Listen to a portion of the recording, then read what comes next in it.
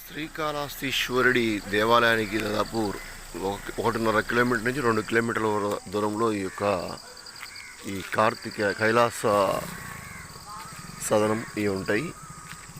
మనం చూస్తున్న రోడ్డు ఏదో గుడి దగ్గర నుంచి వస్తుంది. ఆ గుడి వెనక పక్క నుంచి ఇలా లోపలికి వచ్చి మనం భరద్వాజ తీర్థం అంటే ఎవరైనా ఆటో వాళ్ళు తీసుకొస్తారు, ఆటోలు వస్తున్నాయి. భరద్వాజ తీర్థం పక్కనే లోపలికి రావాలి. ఇంకొంచెం రెండు వైపులా కొండలు చూస్తున్నాం. ఆ బిల్డింగ్ల వెనక కొండ ఉంది, బిల్డింగ్లకు ఇటువైపు ముందు చూడేది ముందు భాగం ఇవన్నీ కూడా కొండలు.